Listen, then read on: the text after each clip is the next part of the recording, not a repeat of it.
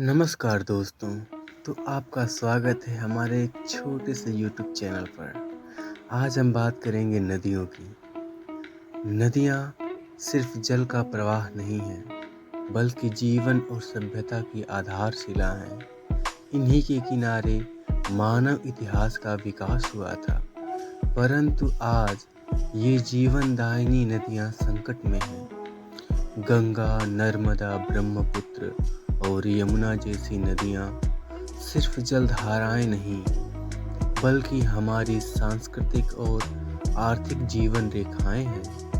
प्राचीन सभ्यताएं इन्हीं के किनारे विकसित हुई, पर आज आधुनिक विकास और प्रदूषण ने इन नदियों के अस्तित्व को चुनौती दी है। भारत में कुल 400 से अधिक प्रमुख नदियां बहती हैं, जिनमें से कुछ की लंबाई तो 2000 किलोमीटर से ज़्यादा है। गंगा नदी की बात करें तो ये 2525 किलोमीटर लंबी है और भारत की 40% आबादी को सींचती है।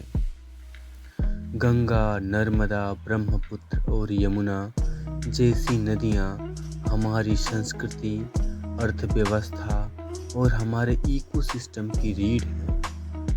नदियाँ हमारे पर्यावरण का आधार हैं। यह न केवल बारिश का पानी संचित करती हैं, बल्कि जलीय जीवन को भी संरक्षण देती हैं। गंगा नदी में 140 मछलियों और 90 उभयचर प्रजातियों का वास है। नदियों से हम पीने का पानी, सिंचाई और बिजली उत्पादन का साधन पाते हैं। हर साल लाखों पर्यटक नदियों के किनारे स्थित धार्मिक और पर्यटन स्थलों का दौरा करते हैं। भारत में 70% बिजली का उत्पादन जल विद्युत परियोजनाओं से होता है। भारत की कृषि का पानी 80% तक नदियों से ही आता है। परंतु इन सब के बावजूद हमने अपनी नदियों को प्रदूषण से भर दिया है।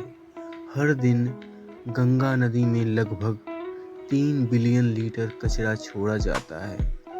हालांकि अब परिस्थितियां कुछ सुधरी हैं, लेकिन पूरी तरह से नहीं। बांधों के निर्माण और अवैध खनन ने नदियों के प्राकृतिक प्रवाह को बाधित कर दिया है। नदियां अपना रास्ता बदलने को मजबूर हैं। ग्लोबल वार्मिंग के कारण भारत की अधिकांश नदियां जल संकट का सामना कर रही हैं। देखिए दोस्तों, ग्लोबल वार्मिंग में जो पहाड़ों पर जमी बर्फ होती है वो कम होती जाती है, जिससे कि उससे रिसने वाला पानी कम होता है और नदियों में कम पानी आता है। गंगा और यमुना जो कि पवित्र नदी हैं, वो भी दुनिया के प्रदूषित नदियों में शामिल हैं।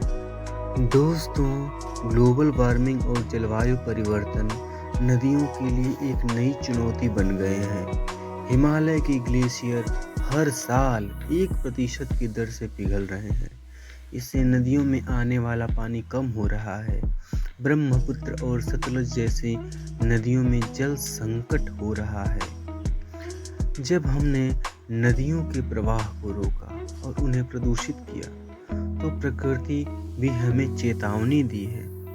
2013 की उत्तराखंड की बाढ़ और महाराष्ट्र की सूखा, ये इसके सबसे बड़े उदाहरण हैं। जब उत्तराखंड में 2013 में बाढ़ आई थी, तो उसने 6000 लोगों की जान ले ली थी। इसका मुख्य कारण क्या था? इसका मुख्य कारण यही था कि वहाँ पर अनियोजित विकास हो रहा था। भारत में हर साल बाढ़ से लगभग 2000 से अधिक लोग मारे जाते हैं। दोस्तों, नदियाँ हमारी धरोहर है। इन्हें बचाना सिर्फ सरकार का काम नहीं है, बल्कि हर नागरिक की जिम्मेदारी है। आइए हम सब मिलकर यह सुनिश्चित करें कि हमारी नदियाँ साफ और सुरक्षित रहें, क्योंकि नदियाँ जब तक हैं तभी तक जीवन है। अगर नदियाँ सूख गईं तो खेती करना बहुत मुश्किल होगा और हमारा जीवन उसके बिना कल्पना भी नहीं की जा सकती। तो दोस्तों, आज के लिए सिर्फ इतना ही। हमें कमेंट करके बताइए कि हमारा आज का वीडियो आपको कैसा लगा।